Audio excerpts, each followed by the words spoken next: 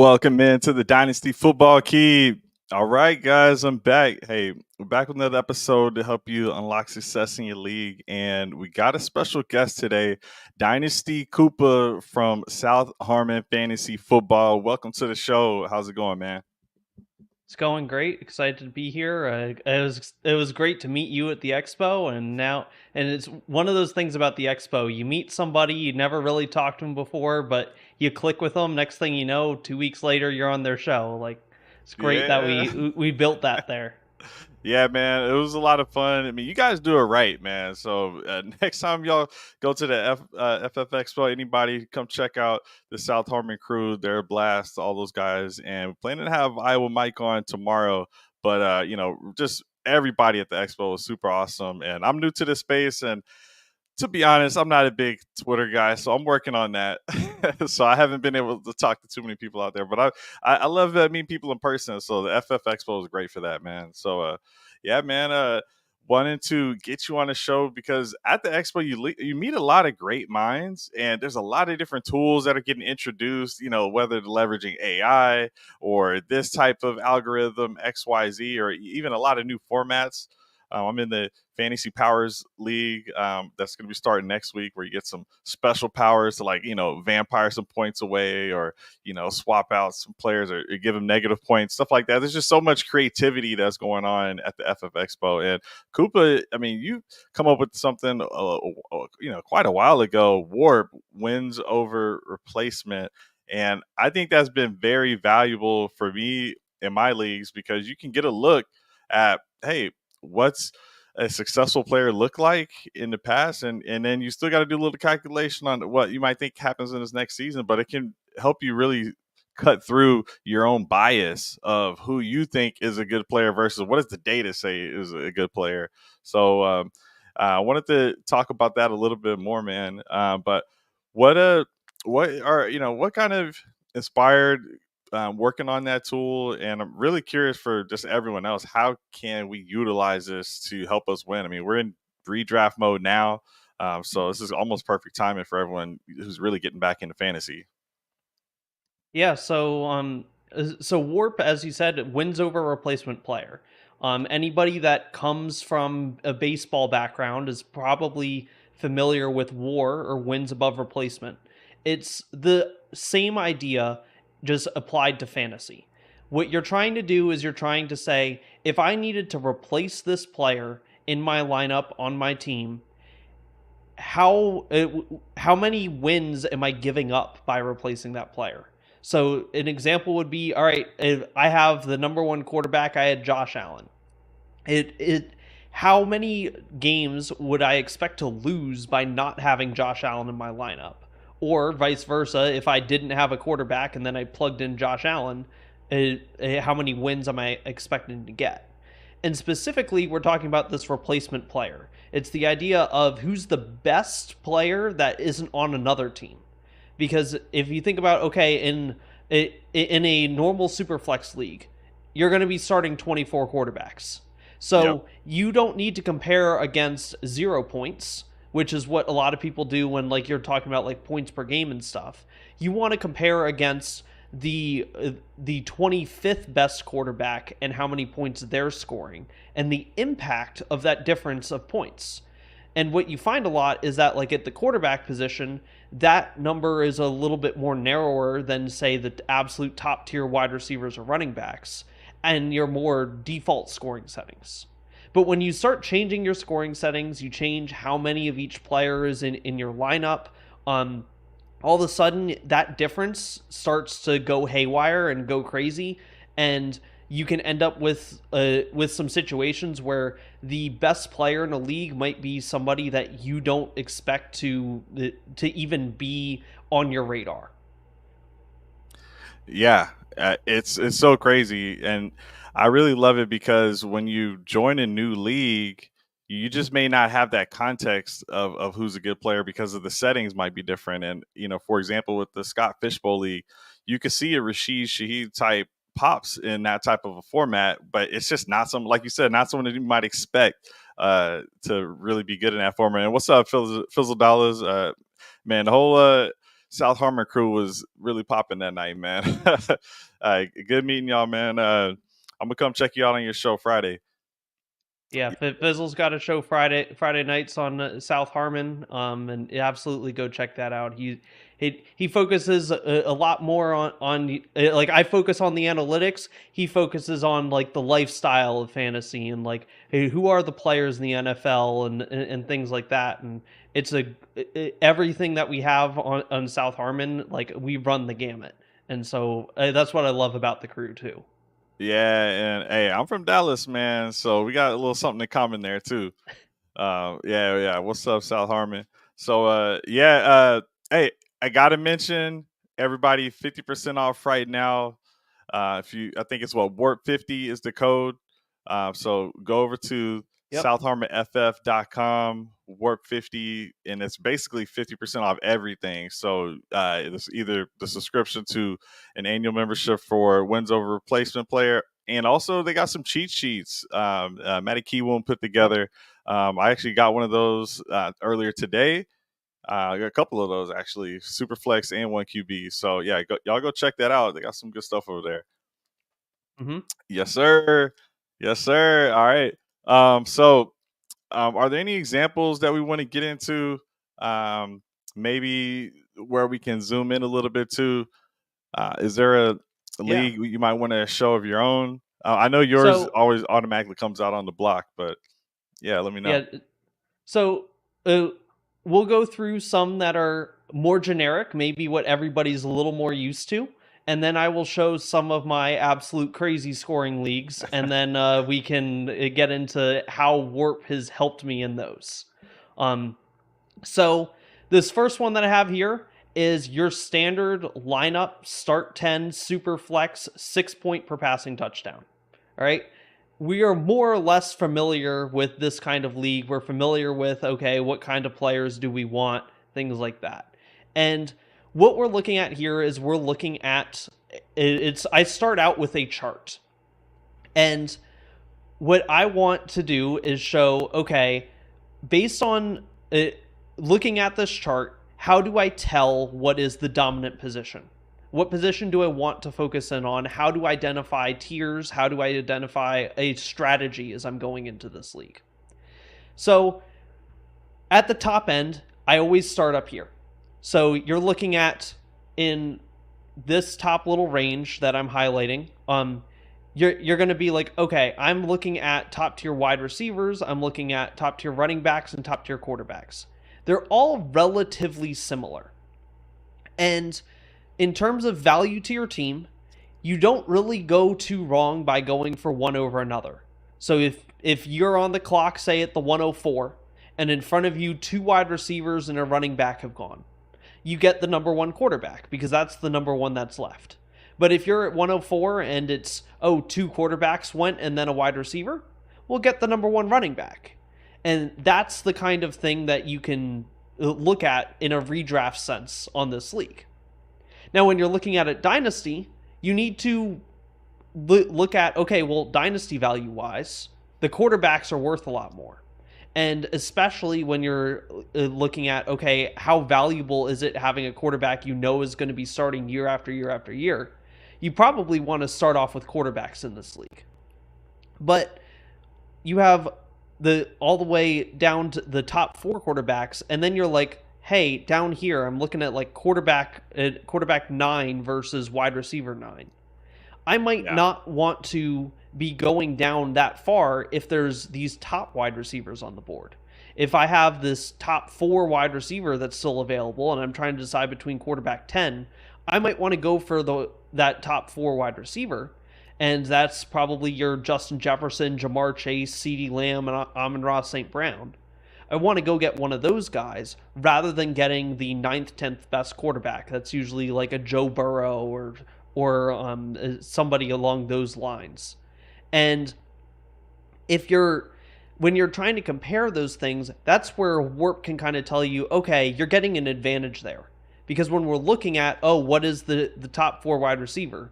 If I narrow this down to top 4 wide receiver, look, the only things above it are quarterbacks in the top 4, running backs in the top 3.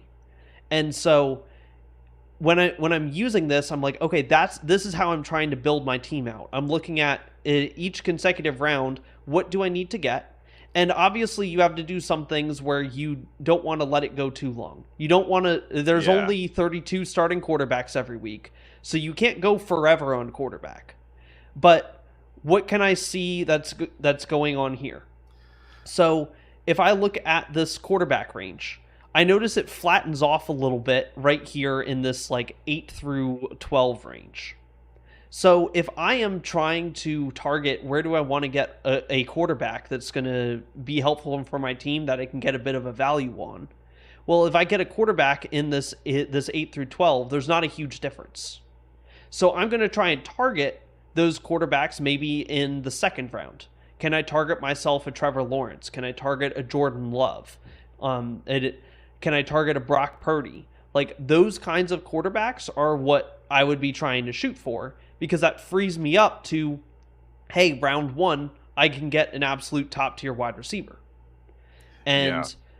And you kind of have to play the market a little bit. You have to play against, hey, what are people doing? We tend to know in superflex leagues people go for the quarterbacks, and so that's fine.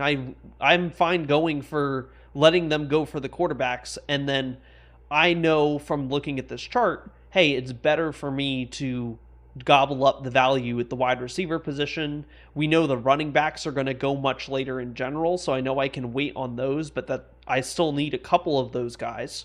And so I find often I end up filling my flex spots with running backs as opposed to wide receivers.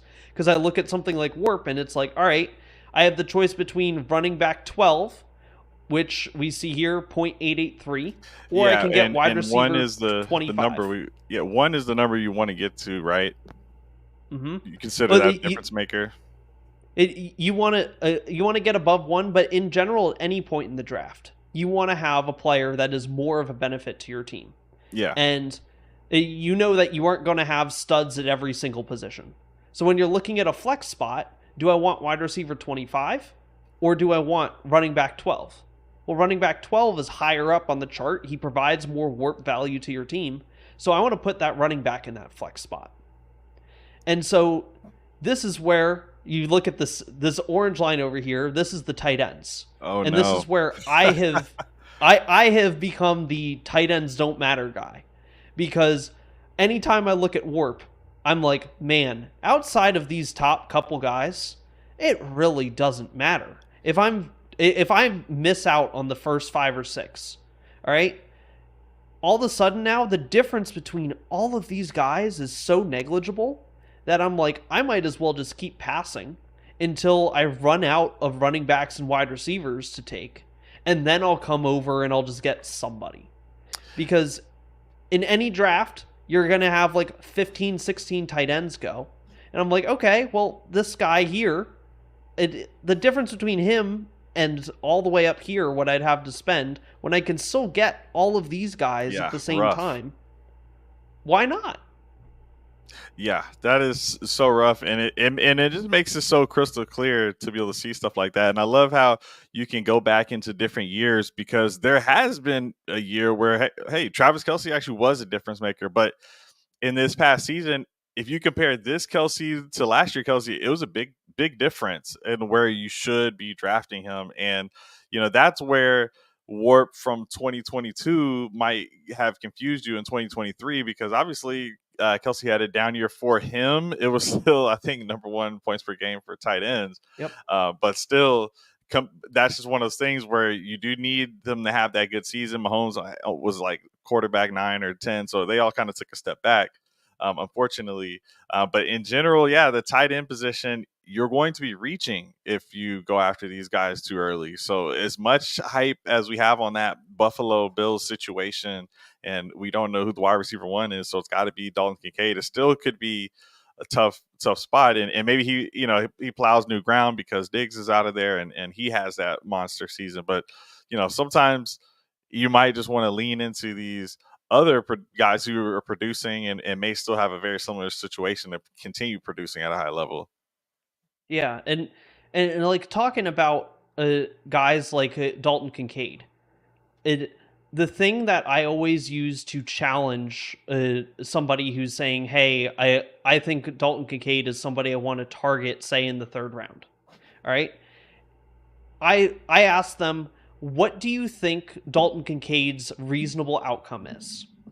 And a lot of people will say, "Hey, I think he can be tight end 3, tight end 4 on the season." Awesome. I kind of agree that I can see him getting there. So let's look at tight end 3, tight end 4. All right. So tight end 3, tight end 4 is in this range. And if I'm comparing that, all right, I need to have 7 quarterbacks off the board. I need to have 10 running backs off the board, and I need to have 14 wide receivers off the board before I think about taking Dalton Kincaid. Usually, when you're looking at where you're going to get Dalton Kincaid, you're talking about getting them like at the 3-4 turn or something like that. That's what I've seen a lot with him, especially when you have one of these leagues. And yeah, pick 36, 37. Yeah, pick 36, 37, somewhere in there. Well, what did I just add up the numbers of everyone that I just saw from a WORP perspective? It's like, cool. That is I just counted, I think it was 38 total players that should be selected before I even consider Dalton Kincaid. Mm-hmm. Now, Dalton Kincaid also is not going off the board as the number 3 tight end. Like, he's going off after Travis Kelce. He's going off after Sam Laporta. A lot of people are putting Mark Andrews above him as well. Like, you start going through, hey, which, like, he's going off the board usually is like the 5th or 6th tight end. And so it's like, you are now drafting him at his ceiling, whereas really you should be trying to say, hey, these wide receivers, your wide receiver 14, like your guys like your DK Metcalf, like we know what DK Metcalf is. We know he's going to be just fine, and he's somebody that we can target and expect he's going to return us what we're drafting him at. Whereas you're having to project forward on a lot of these tight ends saying, I can see how he becomes tight end 3 or 4. But then when he's tight end 6, when he's tight end 7, the value is completely lost. Yeah, man. And I think it's most actionable for startups, but it does help for when you already got an existing league, because again, like you can go after some of those guys that have maybe a little stink on the name, but you see that the production could be there. But yeah, for tight end, I mean, it just makes it, unless you're in a juiced up tight end premium league, it's just a little bit tough of a pill to swallow, because people still want to have that position locked down. That's why they go higher than they sometimes should.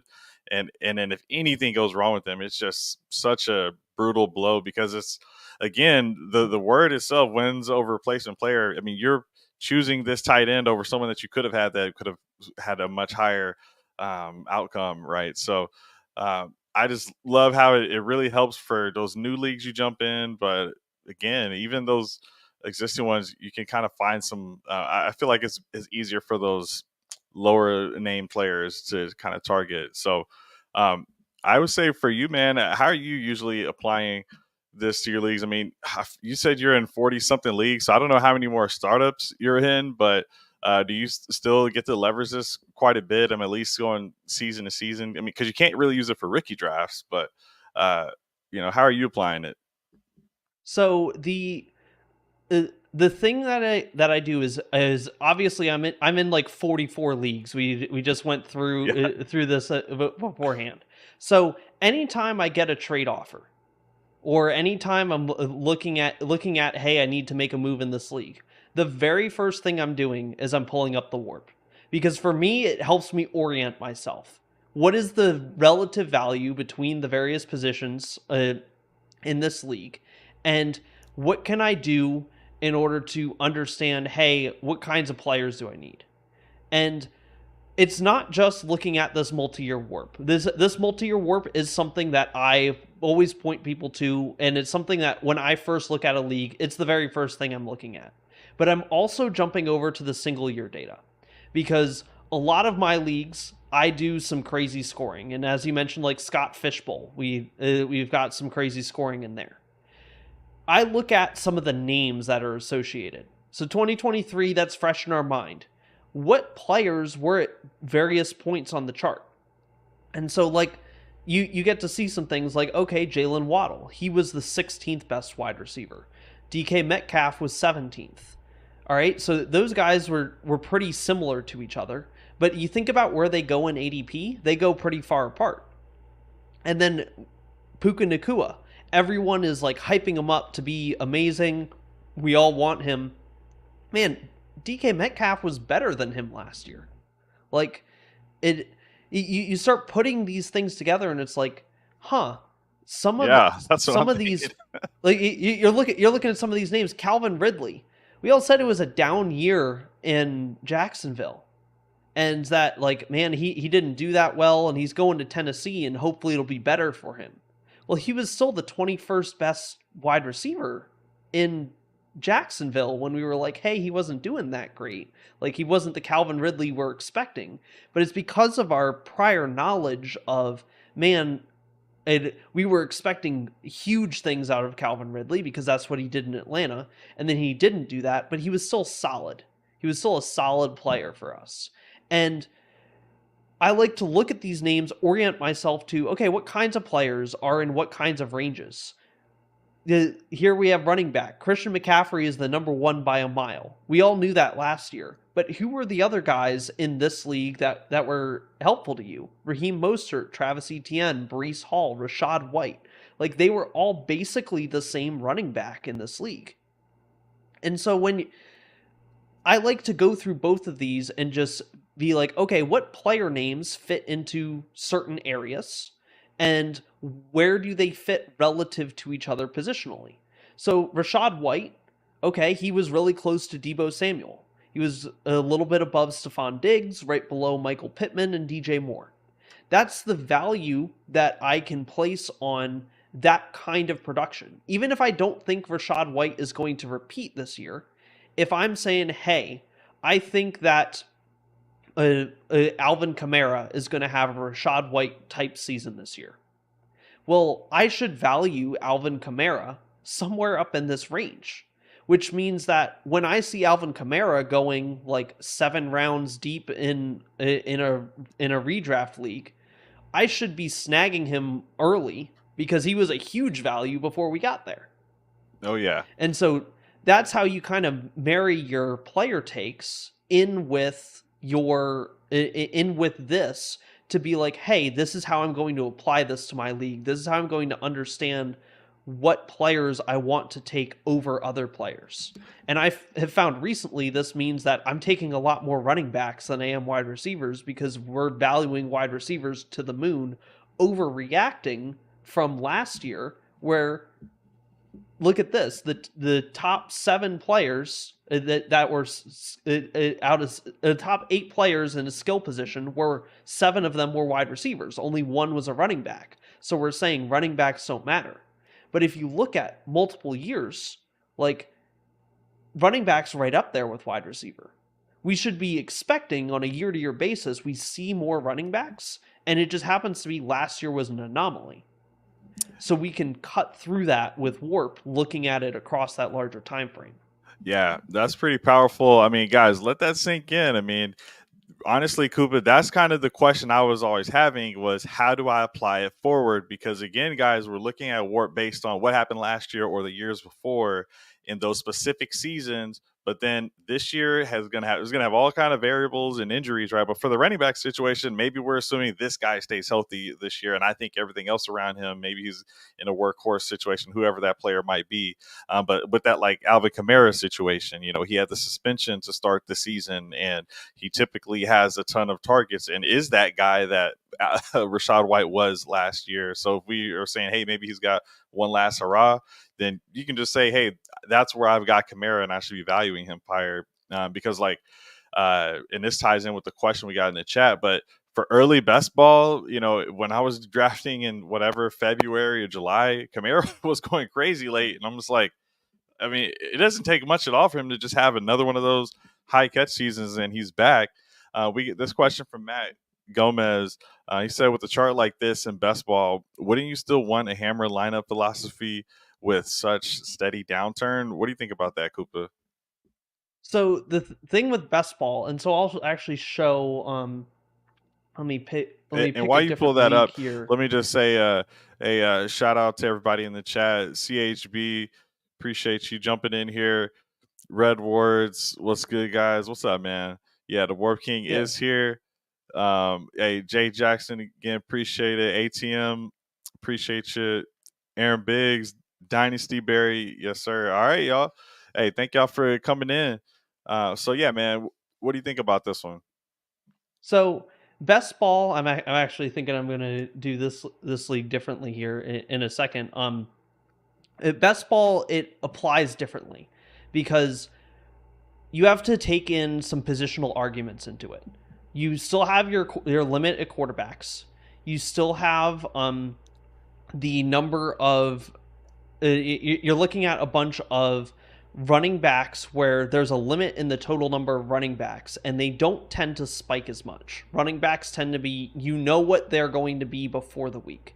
And that's where a lot of people talk about, hey, any running back on a 53 in a lineup league, you want to roster all these backup running backs because when the starter gets hurt, the backup is going to come in and fill that role, and he's going to get 15 touches in a game. But if you're looking at wide receivers, you can get away with making up some of the mid tier. I'll you know what? I'll go with this one to show it. So you can get up with making up some of this mid tier at wide receivers with a lot of lower quality wide receivers. So when we're comparing wide receiver numbers, if I want to make a wide receiver 2, I just need to get somewhere in this 1 warp range. And when we were looking at the lineup league, it fell off pretty quickly, where by the time we were at 42, we're at 0. But in this best ball league, I'm still up at like 0.7, 0.65 down here at that 42 range. And I also know that in terms of how best ball works, these wide receivers, they're going to be in my lineup when they're good, and they're going to be out of my lineup when they're bad. And so rather than necessarily focusing as much on the wide receiver 2 players, I can just make up a wide receiver 2 by having multiple wide receiver 40 through 60s. And Okay. so when you start getting into that philosophy, okay, let me, instead of focusing in on those wide receiver 2s, I'm going to get a bunch of these running backs, because oftentimes the running backs that are in the same range as these guys are your running back 5, 6, 7, 8, 9. And so you can get these guys. You're getting better warp than the wide receivers just on a one-to-one basis anyway. And then you're also making it so that way you are matching this wide receiver production with your depth down here. Because when your opponents get running backs down in this range, they aren't getting ceiling, they're getting floor. And they have to wait to get lucky for their player to get in their lineup, but it's predictable when that luckiness will happen. Whereas what you want is predictable. You want it to be predictable when you are getting a extremely high amount of points, and you want it to be unpredictable when a certain player is going to be useful.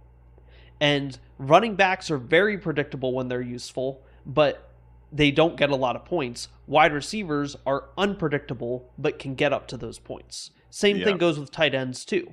And so you see here that... real quick, can I just say that another thing, guys, because it's best ball, you can't just go pick up that running back replacement. You don't know who that's going to be before the season starts. And if you're just hoarding a bunch of guys who may never end up getting that opportunity, that just kills your lineup. So it's just more likely that wide receiver 3 on a depth chart is going to play and have that touchdown week versus these running backs that may never see the light of day.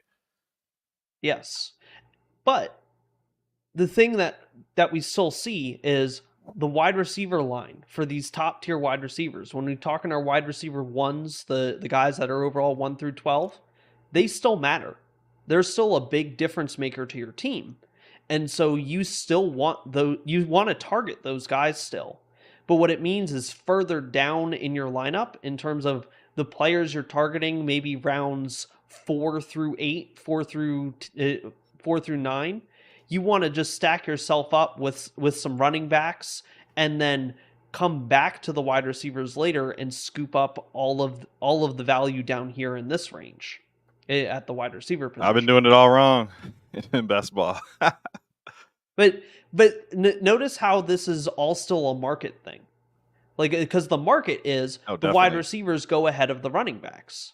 And we've seen this change year over year over year. So this year, I've been saying I've been getting a lot more running backs than I've been getting wide receivers, because when I get to my flex spots, especially like in lineup leagues, I'm looking at WORP and going, man, the running back just makes sense. But a year ago, it was a lot closer in terms of how the market was looking at it. And so I would look at a league like this, and I would go, I'm going to end up with a lot of wide receivers because the wide receiver line is above the running back line. And the year before that, we were very focused in on running backs. And so that was a case where I was ending up with a lot more wide receivers because I was like, the value is at the wide receiver position. This was before I had WORP, and I was still like, man, the value is at wide receiver, not at running back. And now I have data to show, hey, this is what it is year over year. But as the market fluctuates one position versus another, it changes how you draft, because you know the relative value between the positions is still going to be the same. You're just dealing with the fact that everyone is overreacting to what it looks like on a year over year basis.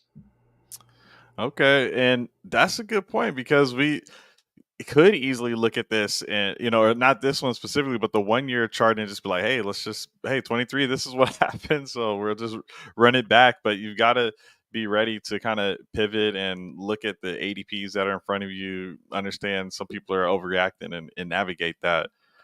So absolutely. And real quick reminder, since it's midway through the show, guys, South Harmon FF.com's got everything off right now, 50%, WORP 50.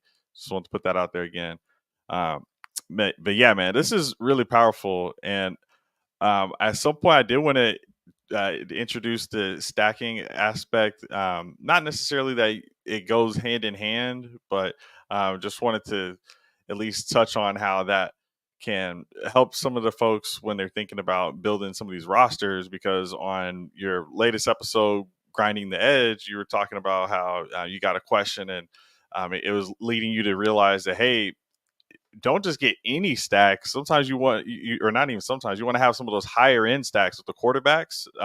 Make sure you have not just, a Geno Smith stack, but you want maybe, more of a, maybe it's a Jalen Hurts stack or whatever that might be with Devonta Smith. I believe you're referencing. So, what are your thoughts on maybe merging and blending a little bit of those two techniques to help folks build some of these rosters? Yeah. So for anyone that's listening, if you didn't know, I have a podcast called Grinding the Edge on the South Harmon Fantasy Football Network. So if you just go to your podcast player, search South Harmon Fantasy Football, comes out every Saturday morning at 1 a.m. So it's right there when you wake up on Saturday, or if you're somebody 20. That if you're someone that works late, I've had some people say they listen to it on their way home from work because they're out that late. But the whole point of the show is I'm going through the data of fantasy football. I'm not going through the data of football. I'm looking at how do we as fantasy players actually act? What sort of decisions do we make? And I did a 4-part series on stacking. And what I found at the end of it was that you want to have stacks on your team, but there becomes a cutoff where the stacks are detrimental. And what I identified it as was I want to have those stacks be on top 20 offenses starting the season. Because we saw last year that we had a lot of quarterbacks get hurt, a lot of quarterbacks change, things like that. But going into the season, what could we easily identify? We knew who the 7 or 8 offenses that were not going to work in the NFL were. We know who's going to be in the bottom quarter, and we're really good at predicting that. Then we had a bunch of injuries that, like, say the Cincinnati Bengals, you had Joe Burrow and Jake Browning. Like, when Jake Browning came in, the offense was clearly worse. And You had Cleveland, Deshaun Watson gets hurt, and you go through the whole QB carousel. Mm-hmm. We got lucky that Browning and Flacco were as good as they were, but they're not as good as we'd want them to be. Flacco, it just ended up being he comes in, he ends up being like a top like a top 5 quarterback in the fantasy playoffs, and that's what we think about. But overall, anytime we get this backup quarterback coming in, the majority of the time it's way worse for the team. We don't want to see that happening. And so I like to make this cutoff of I want a top 20 offense going into the season, or if there's an offense that surprises me. And I want to make sure that the players that are part of my stack are still players that you would expect to make your lineup. So I'm not going to say, all right, if I've got a CJ Stroud, I'm not getting Robert Woods on my team to stack. Unless my choice is between, do I have Robert Woods or do I have let's do a hot button named Jordan Whittington. Like, that's the tier of player that I'm comparing against. But if I'm talking about, do I want Robert Woods or do I want this is maybe a little bit of a hotter take, but Ray McLeod.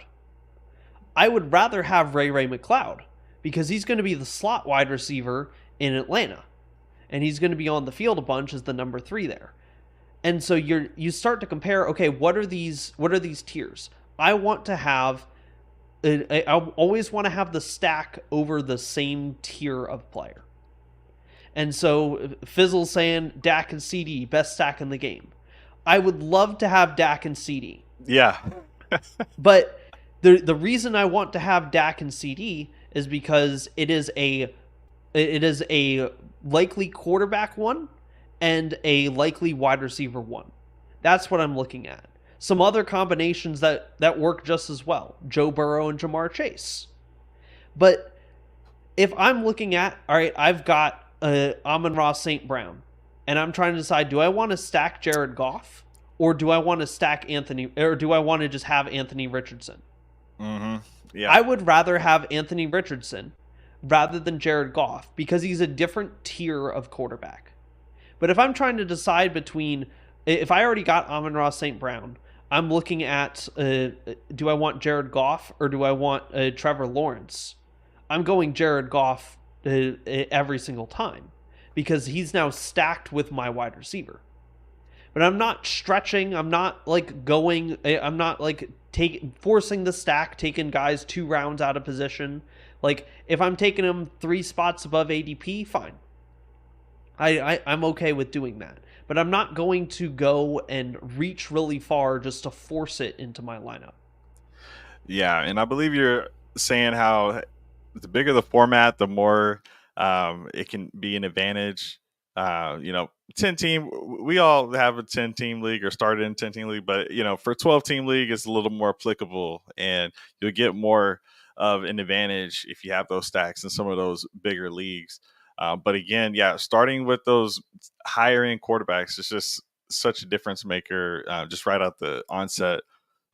Fizzle says there's also such thing as stacking the positional players in high volume offenses. AJ Brown, Devonta Smith, Chase and Higgins, etc. Yep. And if you're stacking those players in the same offense, the thing that you need to remember is that you need those wide receivers to both be top tiers. All these examples that just went through, AJ Brown, Devonta Smith, we consider both of them to be in the wide receiver 1 and 2 range. Same with Jamar Chase and T. Higgins. Same with Cooper Kupp and Puka Nacua. Every single one of them were like, they can be a wide receiver 1 and wide receiver 2. But if we're talking, hey, an offense with let's take Seattle. You got DK Metcalf and JSN and Tyler Lockett. None of them are a high enough ceiling where I'm like, hey, I want to have all of these guys. The reason I would have them is if, say, somebody in my league, my league as a whole is passing up on JSN and he's just falling past ADP. All right, now I'll get him. but I'm still focusing on primarily what is ADP, and I'm using the stacking thing as a tiebreaker. Yeah, because really, and I know you had mentioned this, like if one guy goes off, then it's sometimes the other guy doesn't go off, and then it's like, what's the point? It's kind of sometimes one or the other. Now, when you're talking about these higher end guys, then yeah, they both may be able to go off, but that's kind of the problem you were saying is, look, if they don't both go off, then the stack isn't really helping you. It's better to just stack with that QB. Well, and especially those top tier guys, you expect at least one of them to go off every single week. Hmm. There's not a week where you expect that Philadelphia is going to have AJ Brown and Devonta Smith, not one of them have over Oh 100 yeah. yards and a touchdown. Like that's just a given. And realistically, oftentimes one of them has like 150 yards and two touchdowns.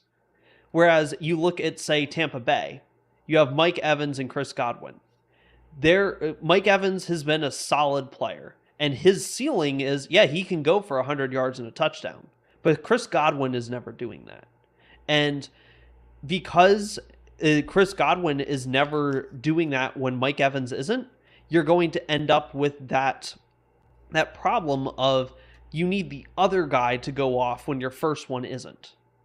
And so that's not a good stack to have both of them, to have both Mike Evans and Chris Godwin, because you're hampering your ceiling.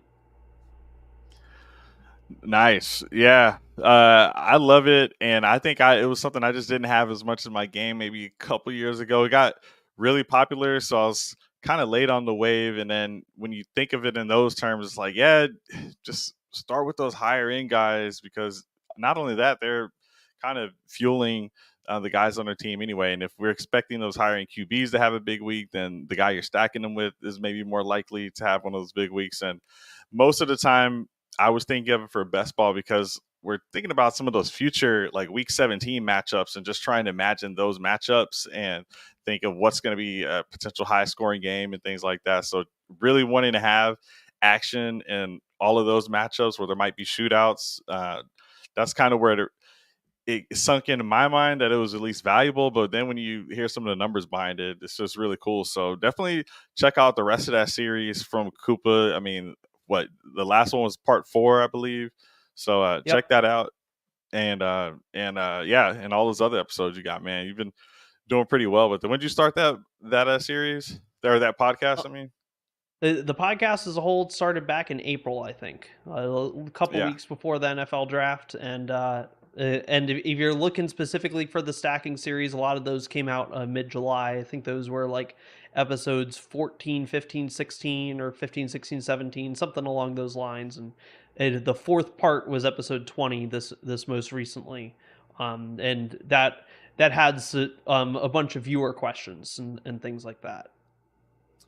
All right, man.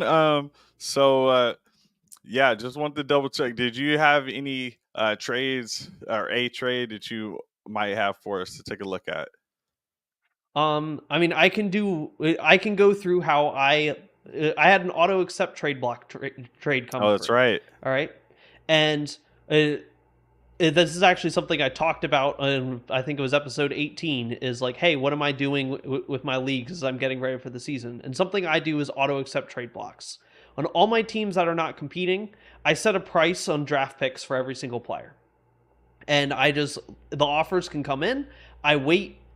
I usually give it like 12 to 24 hours, depending on the Okay. activity level of the league. So if multiple people want the same player, I can get a little bit of a bidding war going and things like that. But otherwise, all right, I just have prices.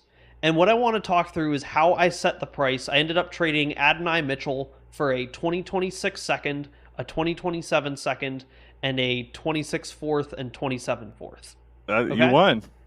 I mean, and I love, So, I'm a Texas guy. I love Adonai Mitchell, and I got a thing called the Phenom Finder. He's very high up on the Phenom Finder. This guy's a beast, but I get it. That's basically the price that you paid to get Adonai was a second, and you've already doubled up plus some. so what I do when I'm just looking at it is, all right, let me just set up this league here. So this one is, it's called tight end extravaganza because we start Ooh, two tight ends. All right. Oh yeah. But the thing you're going to notice in the warp chart is we don't actually have very much of a tight end premium. So tight ends still don't really matter that much. But when I'm looking at, okay, how do I want to actually value these players? All right. I'm looking at this rookie line here. So as part of the warp tool, what I do is I look at the warp value of rookies in their first and second year, and I use that to inform what is the value of a rookie pick. All right. And so I'm looking at, okay, second round, that's going to be down here in this range of 16, 17, 18, all the way down to this 24. And Adonai Mitchell, realistically, where do I project him to be? To me, best case scenario, knowing Indianapolis, knowing information about, hey, what are Russian quarterbacks, and like they funnel their targets to one wide receiver, the second wide receiver isn't as good. I think he's probably going to be in that wide receiver 40-ish range. 40 to 50, somewhere in there. I think that's where reasonably I would expect Adonai Mitchell to be. So what's the warp value of wide receiver 40 to 50? All right, we're looking at 0.8 to down to like 0.5. All right, so let's come over here. If I ask for 2 seconds, I can get this 0.48, and like obviously if I'm getting somebody seconds, they're going to be late, right? So I'm looking at the pick 21, maybe, like that's a good value. All right, so I get 2 of them at 21, that's like a 0.4. All right, both of those picks, add that together, you're getting a warp value of 0.8 for the ceiling of what I'm expecting Adonai Mitchell to be is 0.8. And so when I start comparing, okay, I think that is a fair price. And so I put out there, hey, I'm looking for 2 seconds for Adonai Mitchell. And the only thing that changed was the person sent me a 26 and 27 second. And I said, the 27 is too far out. I need a little bit extra. So he gave me 2/4, and I have 2/4 like that are so many years out. What I'll be using them for is to Tight bump ends. up not even necessarily tight ends, just like, all right, let me just trade these 2/4 and a third to bump myself from the end of the third round to the beginning. Can I bump myself from the beginning of the third into the end of the second? Little extra pieces to just toss in, get something done.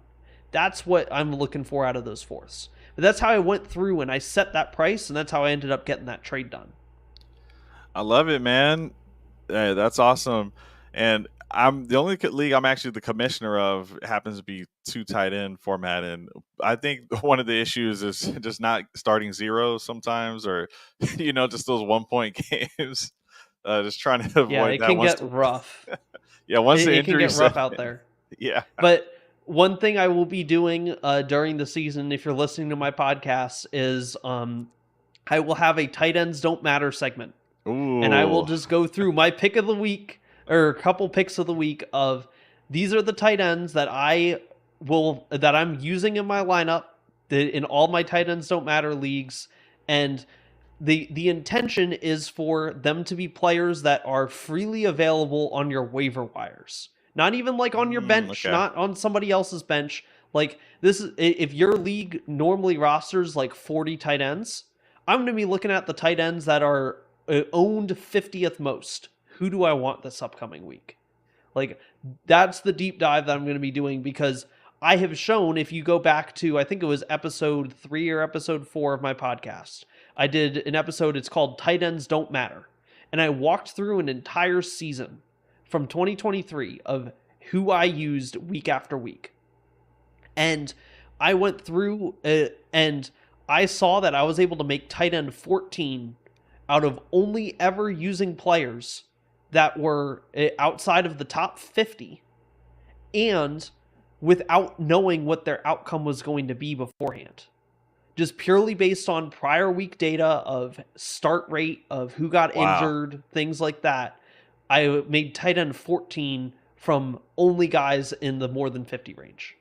And that's episode 2. And I just went and looked it up. So go check that out. Episode 2, tight ends don't matter. But yeah, that's where you want to do some streaming anyway. In some of these redraft leagues, don't want to overinvest in tight end if you can avoid it. If you can kind of tell by how everything is led up, and the fact that there's a segment called tight end doesn't matter. I mean, save some of that capital, that draft capital, for some of these other positions.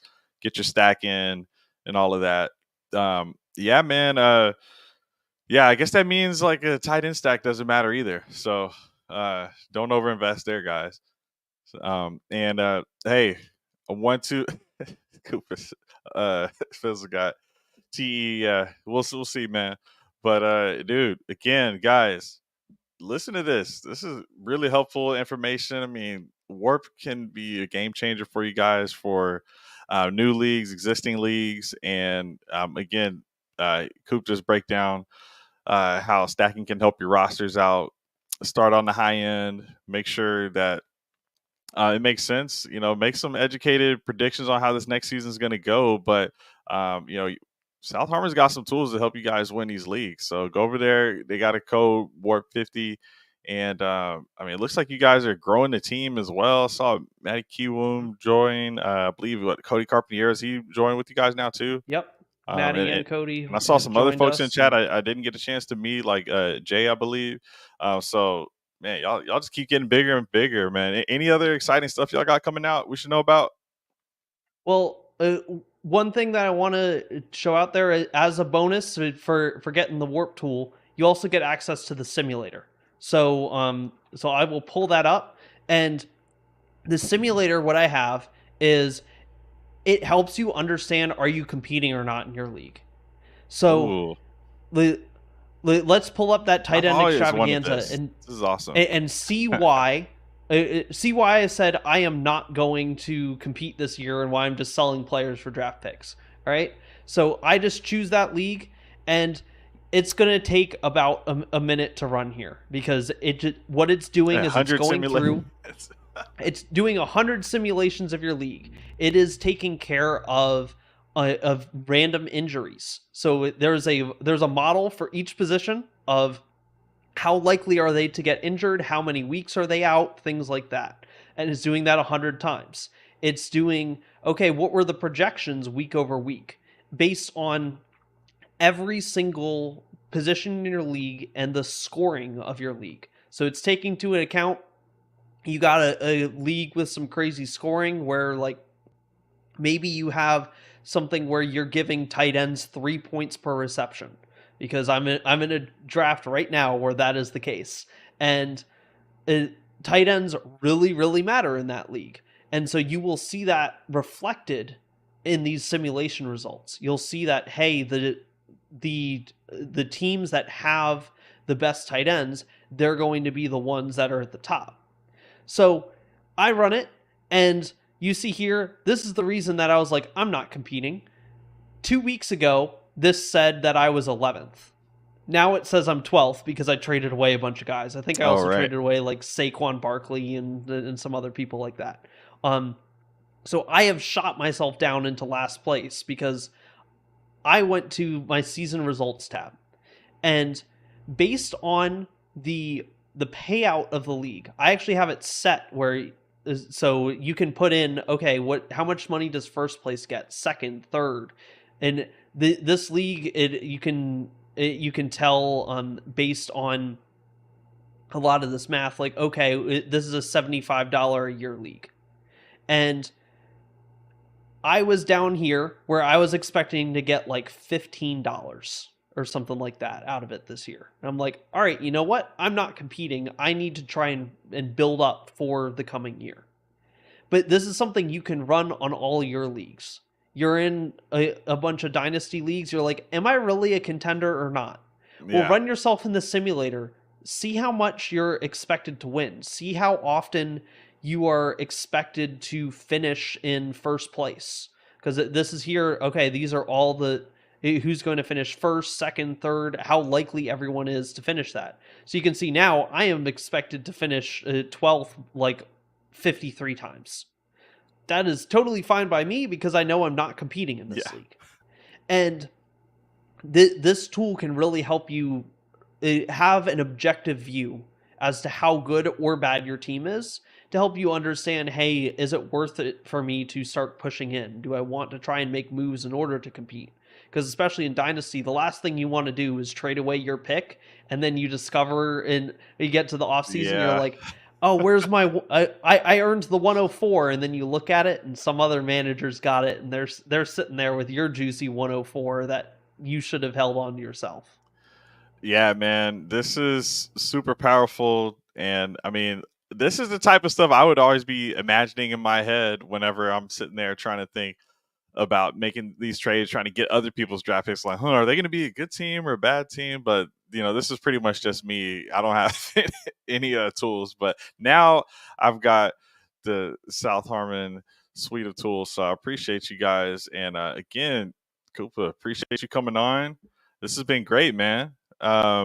So let the people know where they can find you, and I want to end on any hot take that you got, but first let the people know where they can find you at. Yeah, you can find me on X or Twitter or whatever you want to call it at Dynasty Koopa.